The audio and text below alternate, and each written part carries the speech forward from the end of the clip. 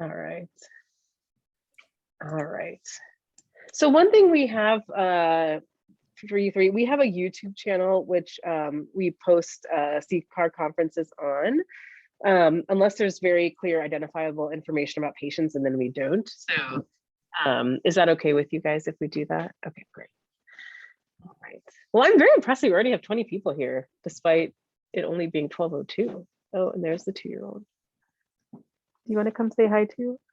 Yeah. Okay. Hi. Do you want to say hi to Auntie Sue? Azad? Hi, Azad. No, they're running away. Do you want to say hi to Auntie Sue? Look, it's Auntie Sue.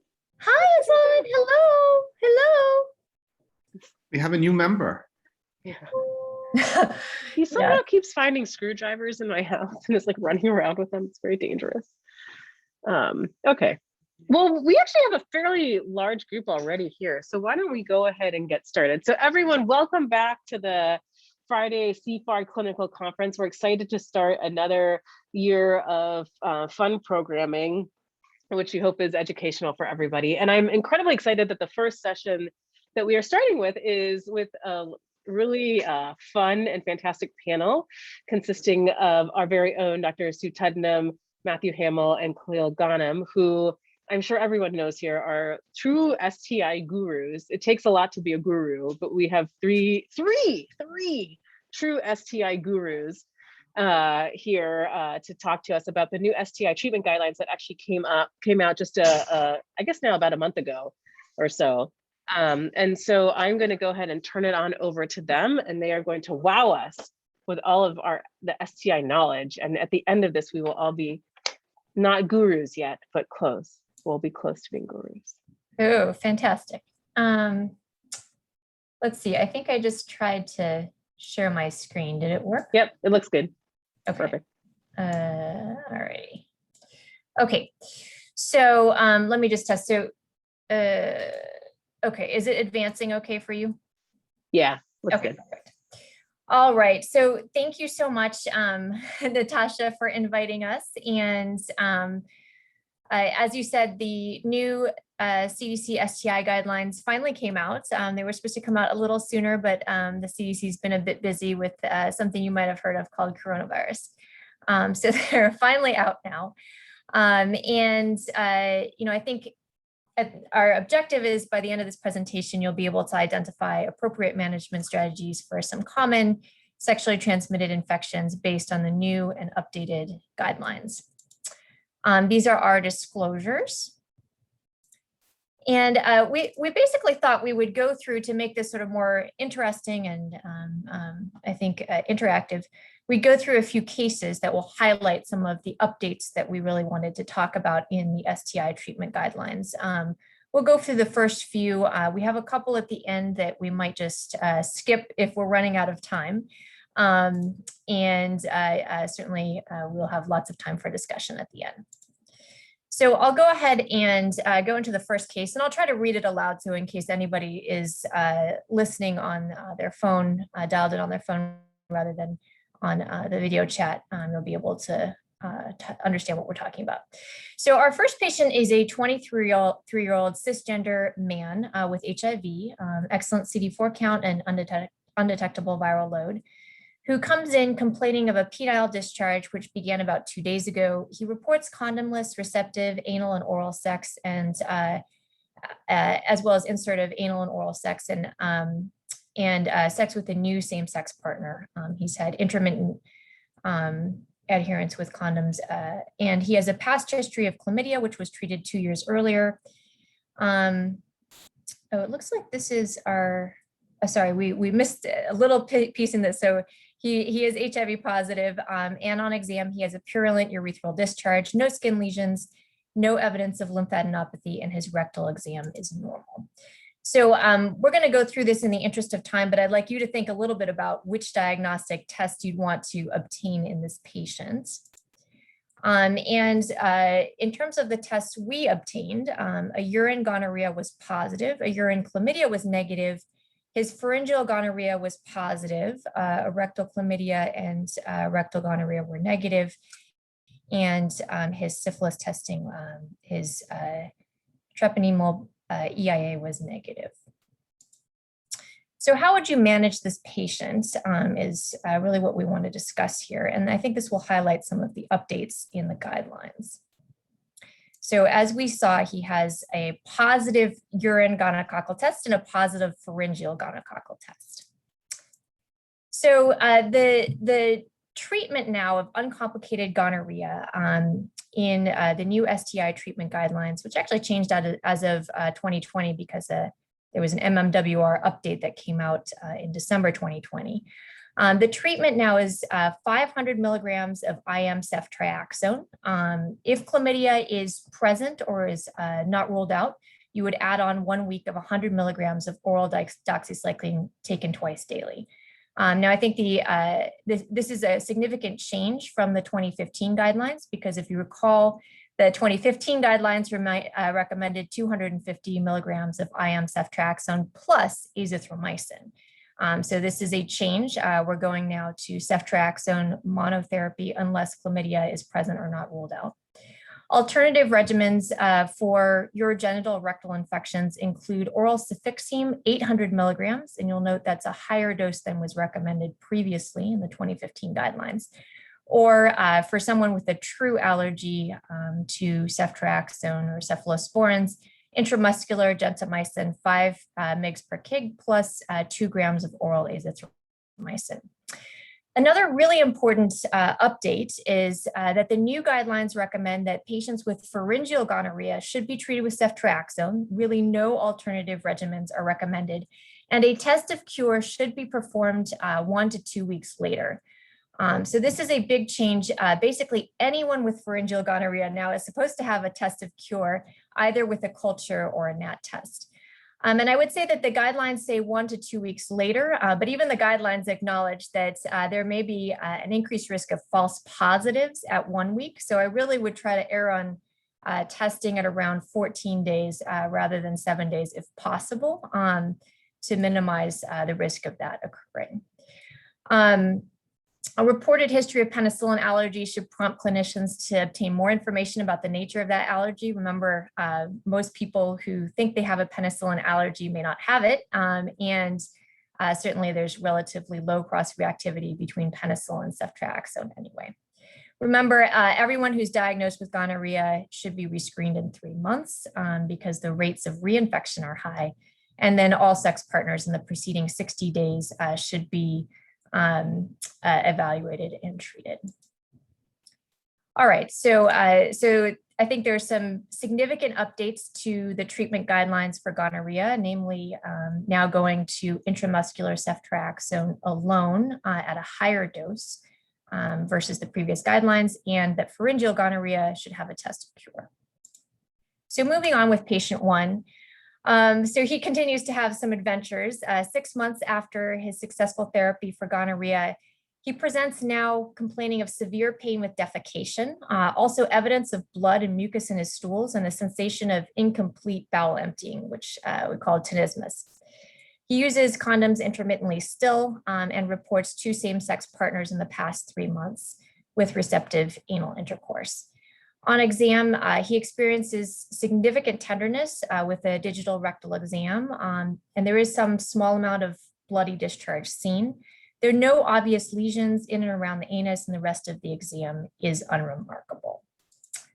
So really focusing only on the proctitis here, what diagnostic tests would you obtain? Again, I'm just going to let you think about this in your head. But to help us, we'll think about the differential diagnosis of proctitis and proctocolitis. So with proctitis, certainly in terms of the etiologies, sexually transmitted infections are high on the differential. And gonorrhea, chlamydia, including LGV, which we'll talk more about in a moment, lymphogranuloma venereum, syphilis, and HSV are all pathogens which can cause this syndrome. Proctocolitis is also possible, and you may have sort of the proctitis symptoms, but you may also have more severe symptoms as well, reflective of this ascending infection. And for proctocolitis, really, we're thinking about lymphogranuloma venereum. It's a more aggressive infection and is more likely to cause proctocolitis. Also, thinking about things like Campylobacter, Shigella, Entamoeba histolytica, and CMV, which can all be sexually transmitted, particularly in men who have sex with men. So initial testing for proctitis, certainly you would want to be doing a NAT test for gonorrhea and chlamydia. You'd want to be doing syphilis serologies, potentially doing an HSV PCR, in particular if you see lesions there. And do remember that both syphilis and LGV can actually mimic inflammatory bowel disease and potentially cause a proctocolitis. So in patients where that's on the differential, you do want to make sure you're asking appropriate questions about sexual exposures. So diagnostic tests are obtained and are pending, but in this patient, of course, he's coming in symptomatic. While you're waiting for those, you'll want to treat him empirically. And so the question is, what is the appropriate empiric treatment? So in general, for empiric proctitis treatments, you're going to want to be covering for both gonorrhea and chlamydia, and consider coverage for HSV as well, especially if they have lesions that are present and significant pain. So empiric coverage for gonorrhea and chlamydia is going to be ceftriaxone, again, 500 milligrams IM, plus doxycycline, 100 milligrams POBID for 7 days. But I think there is a question in this patient, should he actually be getting a longer duration of doxycycline? And we'll talk a little bit more about that in just a second. But in the meantime, his test results come back and his rectal chlamydia is positive. Rectal gonorrhea is negative and HSV PCR is negative, syphilis serologies remain negative. So I think a couple of really important points and sort of an update in terms of chlamydia treatment. So doxycycline, 100 milligrams orally twice daily is now the preferred option to treat chlamydia infections. So in the 2015 guidelines, I think either azithromycin or doxycycline were recommended. Now doxycycline really is the preferred treatment with azithromycin 1 gram orally as a second line treatment. I think this comes from a couple of places, but certainly one of the factors is that we have known for some time that azithromycin is a little bit less effective than doxycycline for regular urogenital infections. And very importantly, I think relevant to this patient here, 2 recent randomized controlled trials that just came out, one in CID and then most recently one in the New England Journal, actually demonstrated that azithromycin was about 20% less effective when treating rectal chlamydia infections compared with doxycycline. So this New England Journal paper was the largest one, and it was done in men who have sex with men who had asymptomatic rectal chlamydia infection. I think this really emphasizes that particularly for rectal chlamydia, doxycycline is really going to be the treatment of choice. Now, why is this the case? And some of this may relate to lymphogranuloma venereum or LGV. So LGV, just to refresh, is caused by the L1 through L3 serovars of Chlamydia trachomatis. Regular old chlamydia is caused by the D through K serovars. These serovars are a bit different. They can cause a much more invasive syndrome than the regular D through K serovars. In terms of diagnosis, the chlamydia NAT will be positive if a patient has LGV.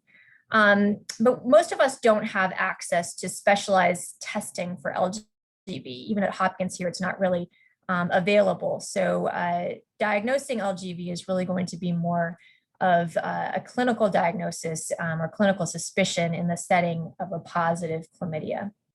In terms of the clinical syndromes caused by LGV, initially 3 to up to 21 days after exposure, you'll have a primary lesion, which is actually a non-painful ulcer. And then 2 to 6 weeks later, you may develop secondary syndromes, including a tender inguinal lymphadenopathy. These can essentially develop into buboes, which can rupture and drain pus. Patients can have systemic symptoms, and then they can also develop proctitis or proctocolitis. And I think this is what we're seeing most commonly as a manifestation of LGV here in the United States. We've had some outbreaks, and we've primarily seen it in men who have sex with men who are HIV positive. So again, as I said, I think the diagnosis is mostly going to be based on clinical suspicion because we don't generally have access to specialized testing for LGV. So the guidelines do say that at the time of the initial visit, before diagnostic NATs for chlamydia are available, people with a clinical syndrome that's consistent with LGV should be presumptively treated. And a clinical syndrome that's consistent includes patients with signs, with symptoms or signs of proctocolitis, including bloody discharge, tenesmus, or ulceration, or in cases of severe inguinal lymphadenopathy with bubo formation, and potentially in the presence of a genital ulcer if other etiologies have been ruled out. So LGV treatment really is doxycycline 100 milligrams PO/BID for 21 days. There are a couple of alternatives for azithromycin, but the guidelines now clearly state doxycycline course should be extended to 100 milligrams orally twice a day for 21 days in the presence of rectal bloody discharge, perianal or mucosal ulcers or tenesmus, and a positive rectal chlamydia test.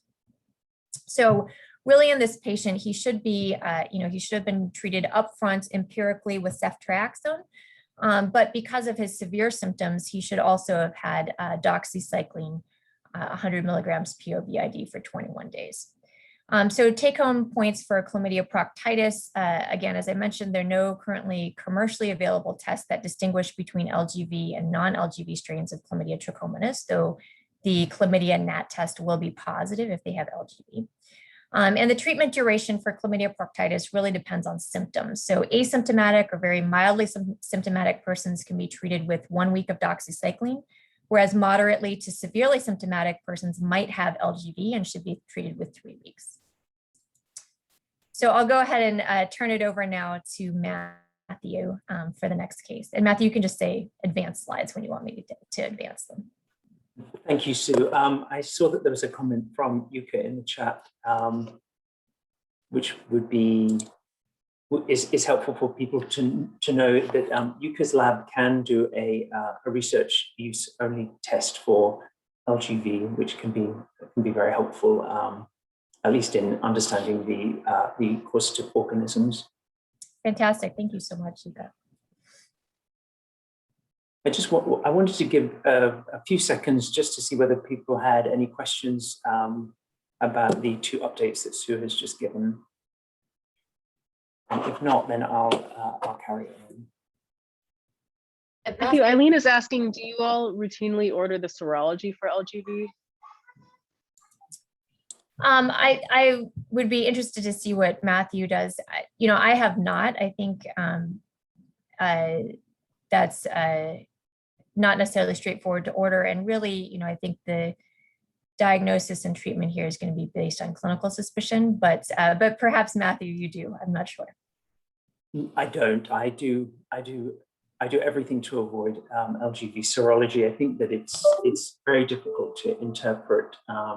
Often you have to wait weeks to get a result back.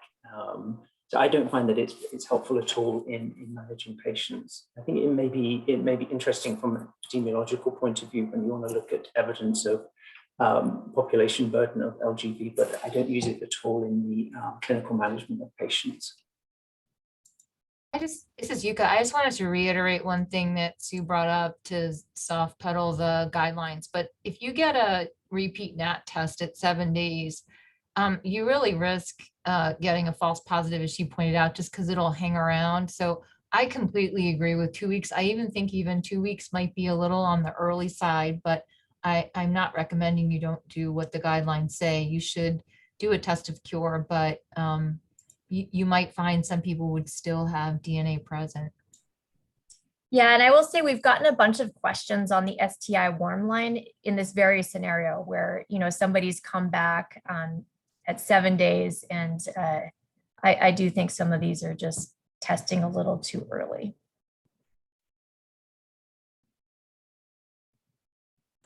Great, thanks, Sue. I'm going to proceed with patient 2, who is a 26-year-old cisgender man on PrEP who presents complaining of penile discharge, which started about 3 days earlier.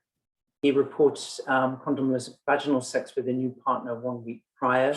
And on examination, the only thing that's notable is a urethral discharge.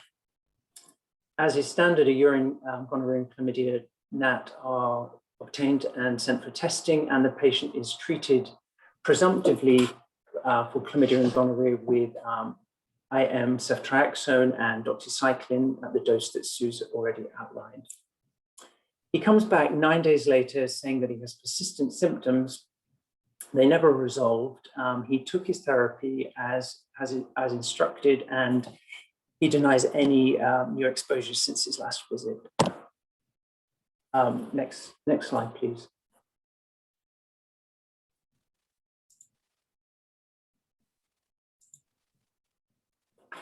So another rhetorical question. We like these in this presentation. So which additional tests would you obtain at this time? And if anyone wants to put something in the chat or speak up, please do. Next slide, Sue. So we went ahead and ordered a urine trichomonas NAT, which was negative, as well as a Mycoplasma genitalium NAT, which was positive. Next slide. And thinking about the most appropriate management strategy here. Next slide, please. I just wanted to just share some important take-home points about urethritis in general, and then talk a little bit about Mycoplasma genitalium. So if a patient presents with urethritis, test for chlamydia and gonorrhea and treat for both empirically. If you have access to gram stain or have access to a point of care test, and it does not show evidence of consistent with gonorrhea, then just treat for chlamydia with doxycycline. So that's the initial management of urethritis. If a patient has persistent symptoms and there are objective signs for urethritis, so more than 2 white cells per high power field in a high prevalence setting like an STI clinic, or a greater or equal to 5 white blood cells in a lower prevalence setting, or if you don't have access to gram stain and microscopy, a positive leukocyte esterase test on first void urine. Then you would test for trichomonas and Mycoplasma genitalium in men who have sex with women, and test for Mycoplasma genitalium only in MSM. And the reason for that is that there have been several fairly large studies looking for trichomonas in men who have sex with men. And I think it's reasonable to say that there is none, or it's extremely rare. And then you go on to treat the patient who has persistent symptoms based on the results of these additional tests. Next, please. So moving on to Mycoplasma genitalium, and this is one of the really significant changes in the 2021 STI treatment guidelines. So now we have an FDA-cleared test for Mycoplasma genitalium, and the guidelines suggest that we offer testing to men with persistent urethritis and women with persistent cervicitis. We can consider MGen testing in those with PID.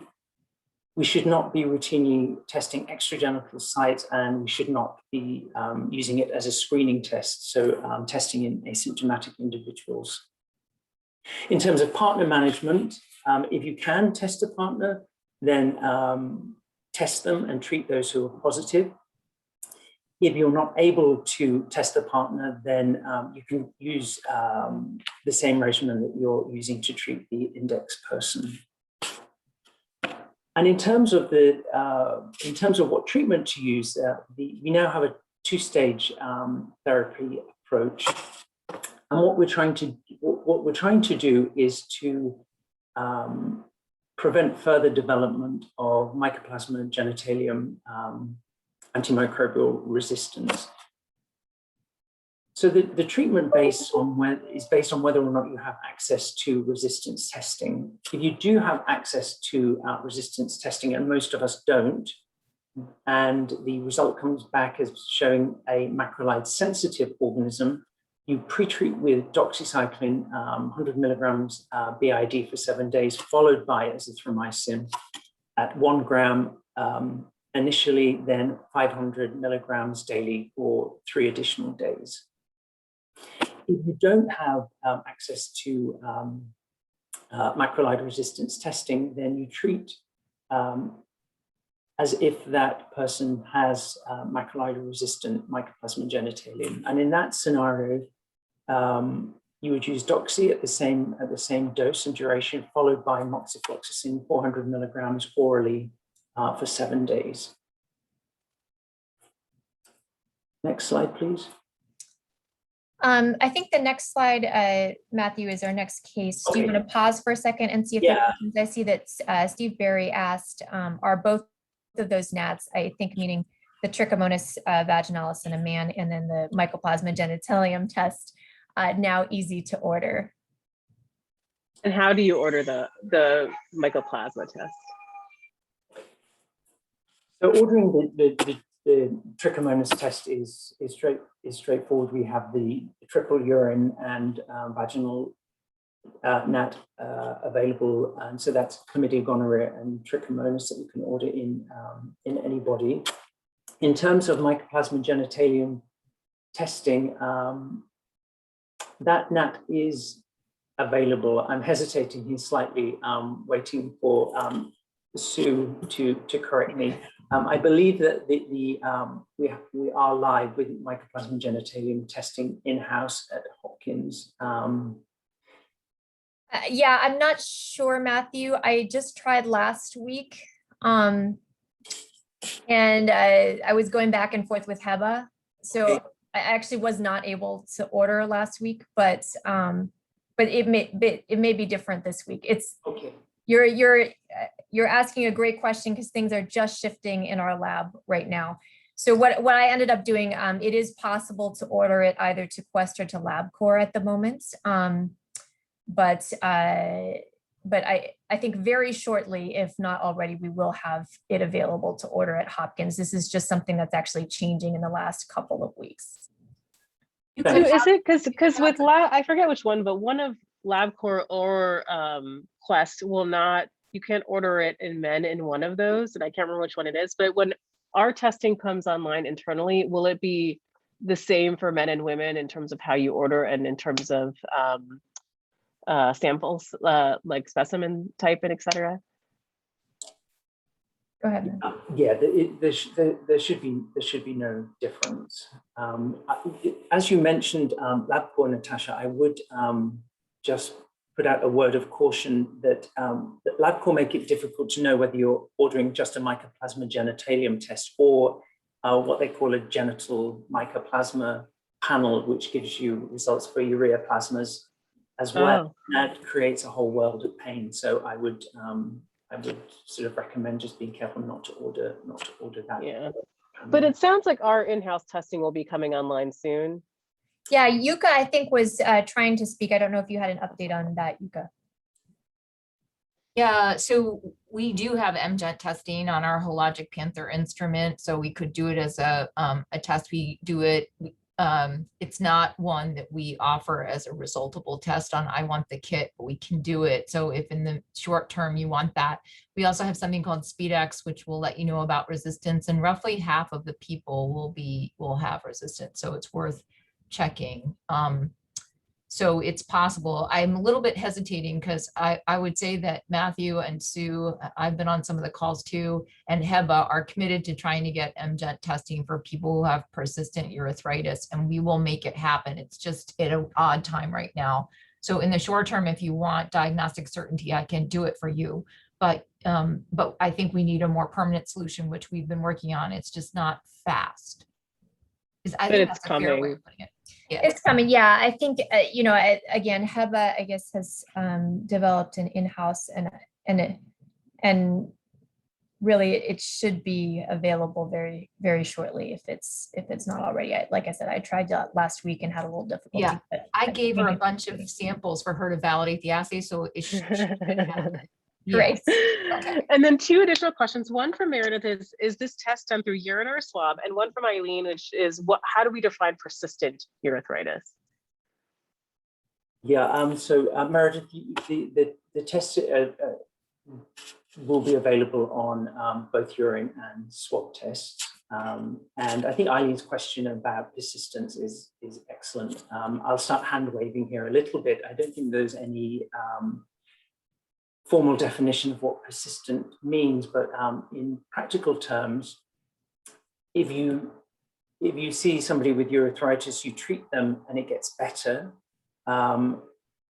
then by definition that isn't persistent. Whereas if you treat somebody and they continue to have symptoms of urethritis plus objective evidence of urethritis based on either gram stains or leukocyte esterase testing. Khalil and Sue, I don't know whether you have any comments about whether that is time limited. To my mind, it isn't. It's just the fact that the symptoms don't go away after treatment. Yeah, Matthew, I agree with you. I think if you treat somebody with doxy and ceftriaxone for urethritis, and they continue to have symptoms at the end of the course of doxycycline, that's a pretty good definition of persistent urethritis. Of course, you rule out the possibility of reinfection, right? The first thing you do is rule out the possibility of reinfection. If there's a possibility, then you go ahead and retreat. If there's if the possibility is lower, then you would test for Mycoplasma genitalium and you would start treatment. I mean, the practical part of these recommendations, I mean, the recommendations for Mycoplasma genitalium in the guidelines are horrifying. I mean, they're ridiculous. They are so bad and they so don't guide you. It's shameful. And so at the end of the day, the reality is you're going to get a Mycoplasma genitalium test, but you're not going to have the results for the next few days. And so automatically just start moxifloxacin. You're going to treat everybody with moxifloxacin. The reason why the sequential thing works is because, the reason why they included the sequential treatment for Mycoplasma genitalium, it's not practical and it's not going to get done, is because in Europe, they automatically, and Australia, they automatically treat everybody with urethritis. They test everybody with urethritis for Mycoplasma, chlamydia, and gonorrhea initially. And then they treat them with gonorrhea for gonorrhea and chlamydia. By the time a few days lapse and they finish, the treatment, they already have the Mycoplasma genitalium test back. And so they'll know whether that mycoplasma is present or not, and they'll know if that mycoplasma is resistant or sensitive to the macrolides. So the European and Australian approach makes sense. The US approach makes no sense. And so the reality is you're going to treat somebody with urethritis, as Matthew and Sue said, and then you're going to wait. And if they can have persistent symptoms, you're going to test them for Mycoplasma genitalium, and you're going to have started treatment with moxifloxacin. Thanks, Khalil. Makes me proud to be a European after hearing Khalil speak. Natasha makes a point in the chat, which I'll allow Khalil to talk about later on, maybe.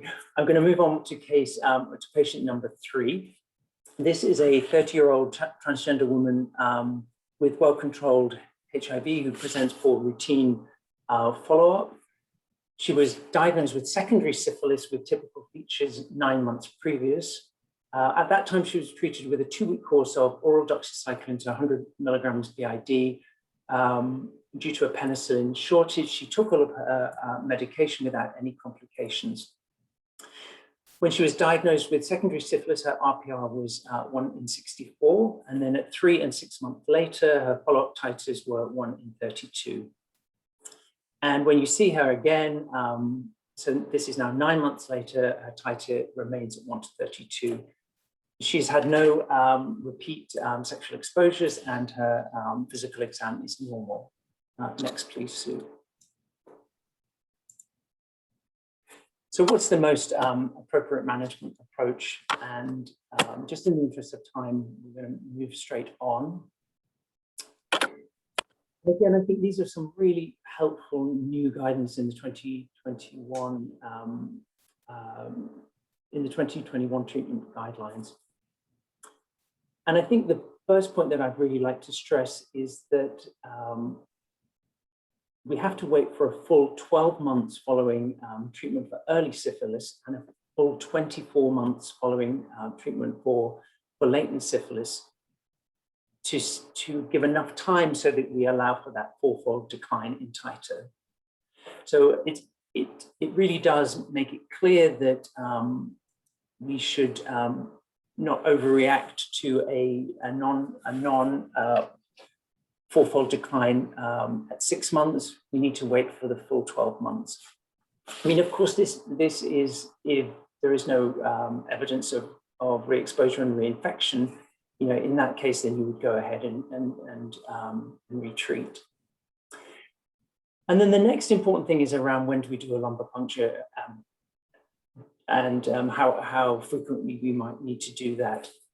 So if someone has any neurological signs or symptoms, then they should have an LP straight away. If a patient who has not had a fourfold decline in titers at 12 or 24 months, and as I mentioned before, they should be treated. But if neither of these things, of those two other conditions apply, then you have a choice. You can follow the patient carefully, or you can retreat with additional antibiotics. There have been several observational studies, and there's another one ongoing at the moment, that the results of which haven't come out yet, to suggest that there are no short or intermediate term benefits to giving additional antibiotics in this scenario, i.e. a lack of a fourfold decline in titer. So your options are to keep the patient under close review and to conduct regular physical examinations and repeat syphilis serology, or you can offer to retreat them. The guidelines say that you can consider a CSF exam in this scenario if follow-up is uncertain. And then looking at the problem in a slightly different way. So this is another scenario, not that you fail to see a fourfold decline, but you see a fourfold increase in titer after appropriate therapy. And again, any neurology requires immediate LP. Any evidence of reinfection, that person should be retreated. However, if the patient denies the possibility of reinfection and the titer has increased at least fourfold, and that fourfold increase is sustained at least 2 weeks later, then that could suggest that the person has neurological syphilis, and at that point it is worth considering performing an LP. So I'll just take a pause there because that's a lot of information to see whether there are any questions about titer decline, titer increase, or indications for LP.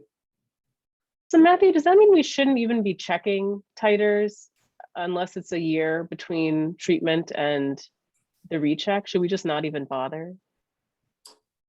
Unless we think they've been re-exposed. Like say someone says they don't think they've had any exposure. Should we wait a year before any follow-up RPR testing?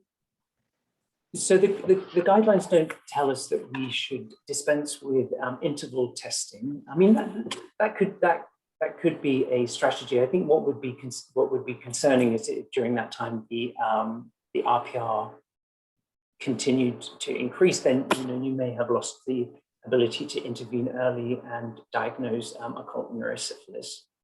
But what we're saying is that we shouldn't take any definitive action until 12 or 24 months post-treatment. So how long do you typically wait to retest someone after you've treated them for either early or late latent syphilis? So it depends a little bit. Yeah. It depends a little bit on their risk. So if it's somebody at high epidemiological risk, where the risk of reinfection is high, then I would typically check at 3 months. I mean, that fits in really well with somebody on PrEP, for instance, where they're coming in for right. labs. If it's somebody who hasn't, isn't sexually active or isn't at high risk, then I think it's completely reasonable to wait for 6 months. The guidelines for a little bit suggesting that people with HIV should be tested more frequently. But yeah, I think that 6 and 12 months is appropriate in a risk individual. And the goal of a 6-month recheck would be we wouldn't act if there was not an appropriate decline, but if it's rising, then we would worry about reinfection. We would worry about either reinfection or treatment failure. Okay.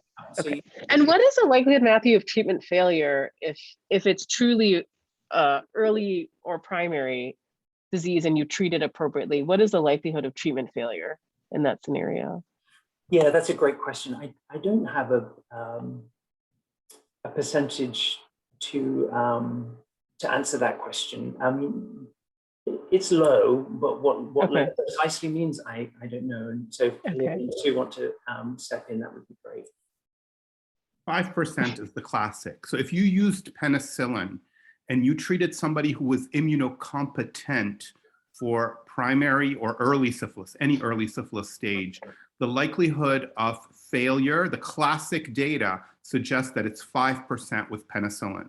It is not well defined for HIV and persons living with HIV, and it's not well defined for individuals who get doxy. But if you look at the doxy data, they suggest consistently that in fact doxy may, if they take the medicine, may even be better than penicillin. But that's just based on observational data, not randomized controlled trial. So the classic data suggest 5% treatment failure in somebody who's immunocompetent. Okay, great. And then I see that Steve Berry asked in the chat, should we consider CD4 count and HIV viral load at all when laying in decisions on LP? To which Khalil just said no, smiley face. Any other comments on that? Because I'm sure a lot of us were wondering about the same question. So Sue and I were doing the treatment guidelines for syphilis, and people were in the room. And I would say most of the experts of syphilis from the United States were sitting in that room.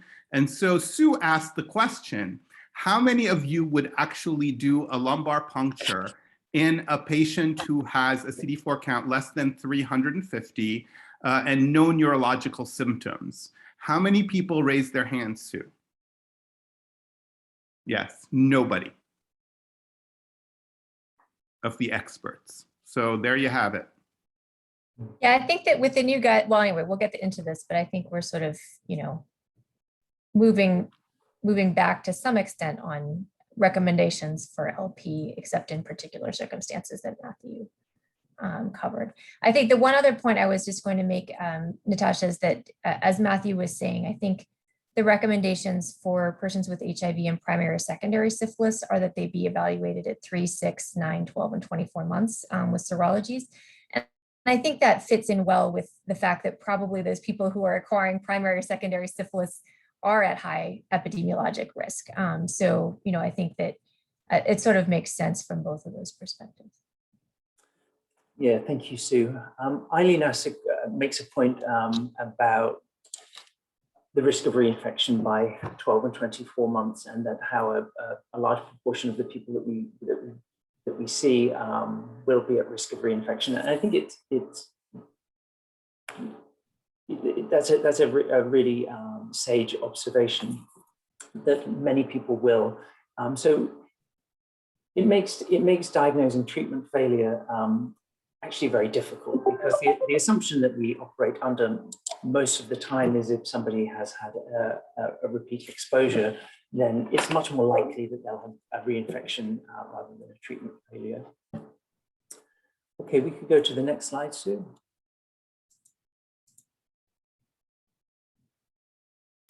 I think, Okay, hold on, sorry.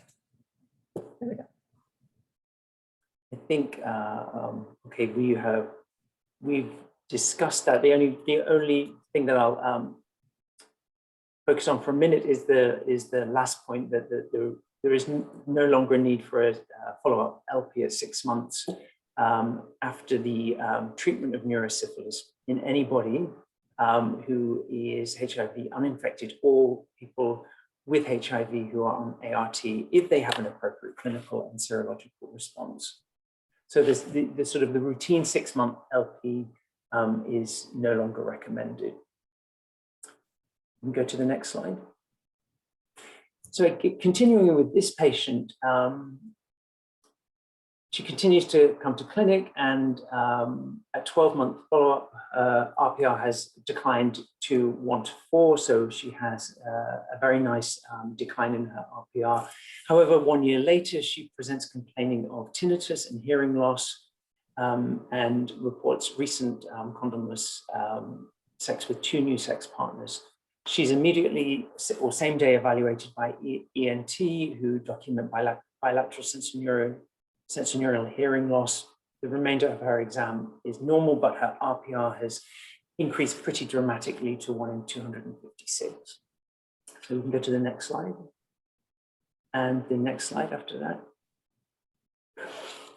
So these are two other important recommendations in the new guidelines. So thinking first of all about otic syphilis, that 90% of individuals with otic syphilis will have a normal CSF examination. Therefore, a CSF exam is not recommended if the patient only has otic signs and symptoms.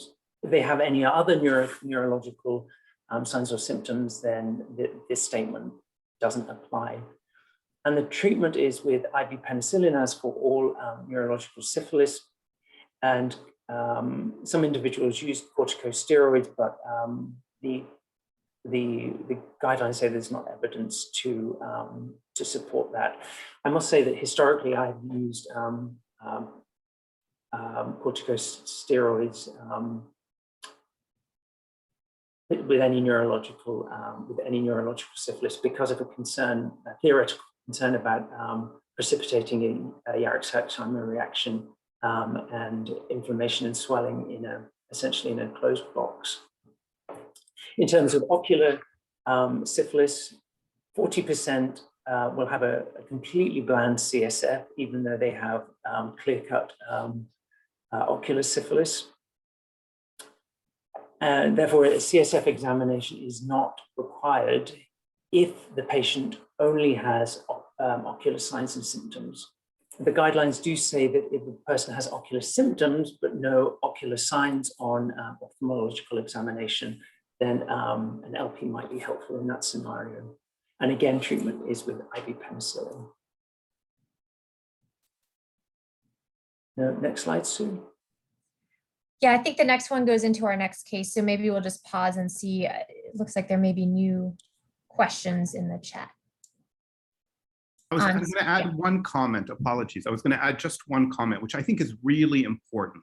There have been at least 4 studies recently that have shown that individuals who get reinfected with syphilis, so you have a person that you treat for syphilis and they get better and then they get reinfected. When reinfection occurs, it is more likely that the reinfection episode will be asymptomatic.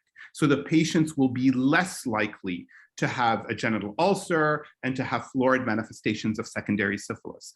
And so it's really important that you continue to test patients after you treat them, particularly in the first year. So even though you're not going to act on a RPR titer that doesn't come down, you're going to wait for a full year, you're going to act if you see that RPR titer going up, and you can't rely on signs and symptoms because they may be absent even in the presence of reinfection. So please keep that in mind. Thanks, Khalil. And Stephen Berry asks about 6-month LP in ocular syphilis.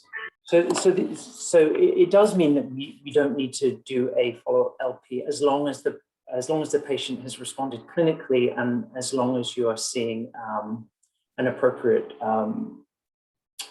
RPR response. And as Khalil said, that making sure that RPR isn't increasing, that's really the red flag.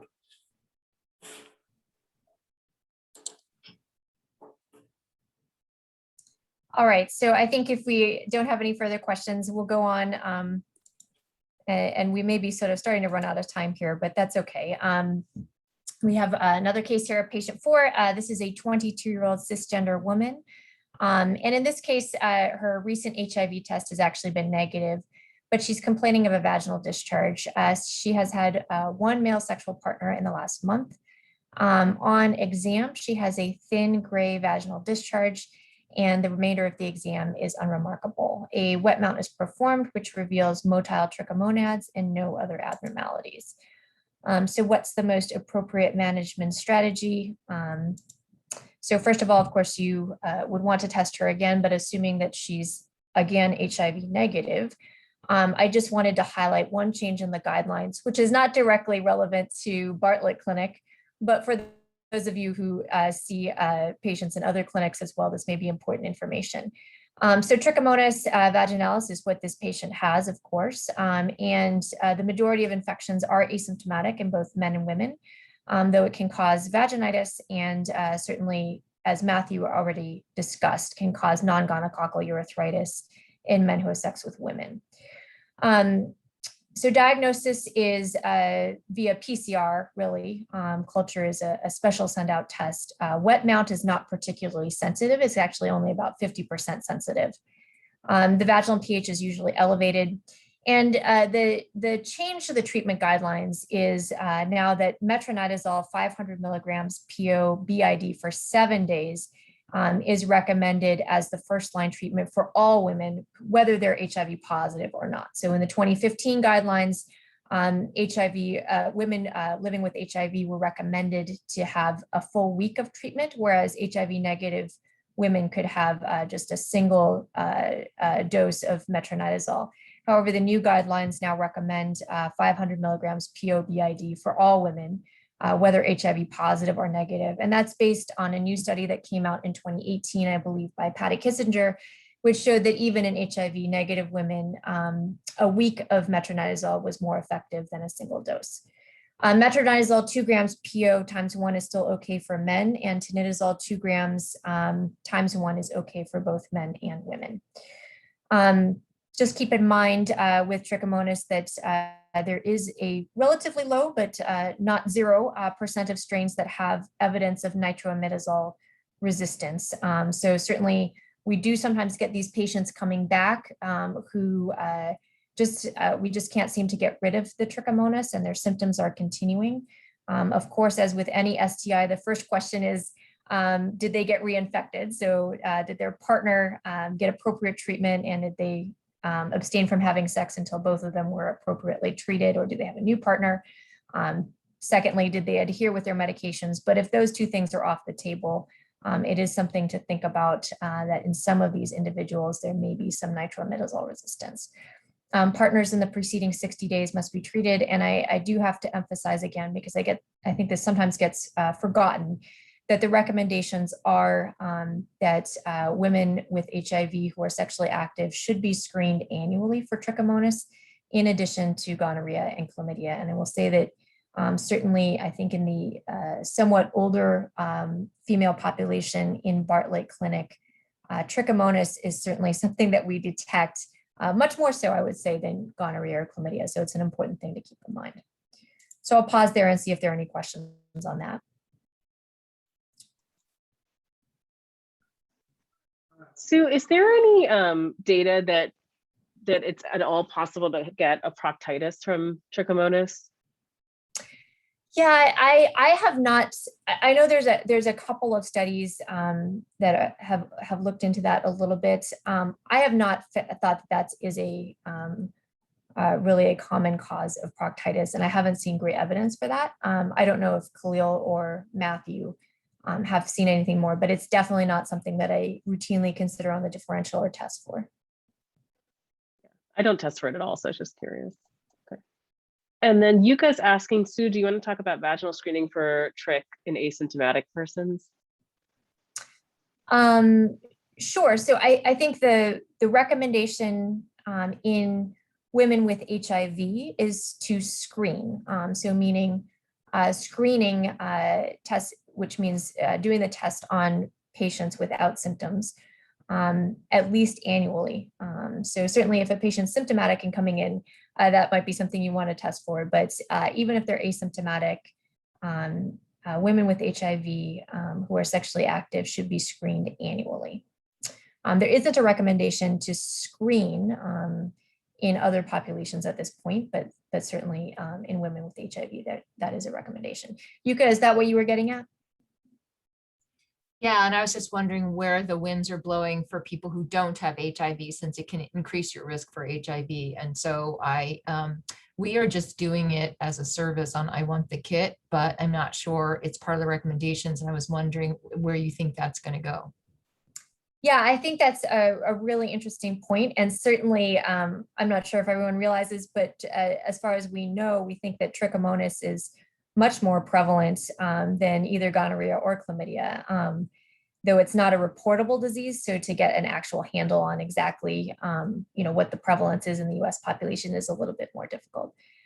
So I think it may be that we go that way in the future, but right now, for sure in your Bartlett clinic practice, you should be doing screening in women. I don't know if Matthew or Khalil, you have any more thoughts on that?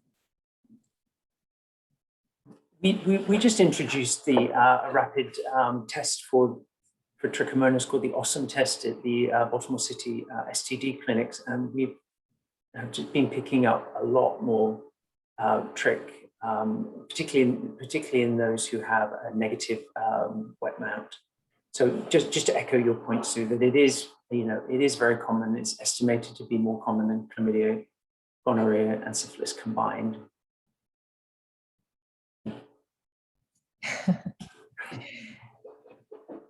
Thank you, Yuka. Between you and Khalil, I will learn to speak properly one day soon.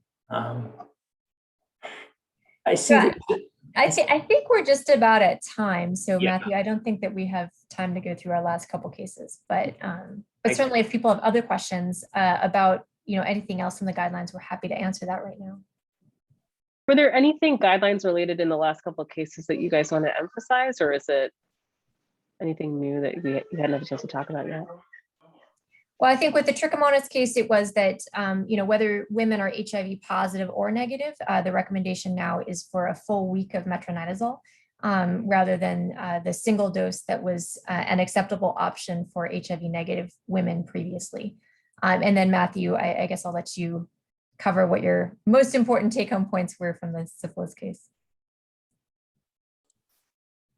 I think it's waiting and not overreacting until overreacting. That's not the right word. Just being patient and allowing the serology to decline as long as the person's not at increased risk, and that we can all be a little bit more relaxed about the need for lumbar puncture in the management of syphilis. So I would highlight one last thing, which we didn't get a chance to cover, but I think you might want to keep in mind. There's now a two-step testing for a subset of individuals if you're considering using serological tests for HSV2. And so if you test somebody, so let's say somebody comes in and says, hey, doc, I've had lesions, genital lesions, but I don't have them right now. So you can't do a PCR. The PCR is phenomenal if you have genital lesions for herpes simplex. But if you don't have genital lesions, your only option is to use serologies. And if you do a serological test, the most common test that you're gonna do is this EIA test, which is the Herp Select EIA HSV2. If you do that test and the index value is reported to be less than 3, that should say 3, not 3.5, apologies. It should say 3. But if the EIA is less than 3, the index value, then you have to do a confirmatory test before you tell the patient that they are HSV2 seroreactive. And so the confirmatory test, the two options are either the Western blot or the BioKit rapid test. Those are the two only options you have. The Western blot has to be sent to the University of Washington lab. The BioKit is not easy to find. And so it's not easy. And so the take-home message here is, unless you really need to, try to avoid doing serological tests for HSV2. Because if you wind up with a titer that's low, with an index value that's low, you're gonna be stuck. You're gonna have to figure out a way to do the second test. So keep that in mind. The best test for HSV2 is when they have a lesion, do the PCR. It's the best test by far. It's sensitive, it's specific, and it'll tell you immediately whether HSV is present or not.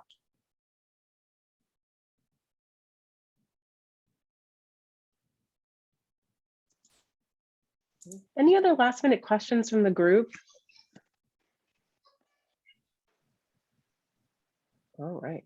Well, thank you three so much for a very, as people have noted in the chat, a very practical review of the guidelines that I think is helpful for all of us, particularly in our Bartlett Clinic practice.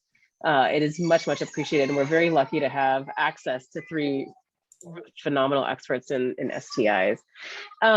So our next session, next Friday, is going to be cases. Our first case session in about a month. So that's exciting. I think the following week, we're going to be doing a review of IAS with Richard. which will also be phenomenal and fantastic. So looking forward to seeing you all next week. Thank you all for attending, and thanks again to our speakers. Bye-bye all. Thank you.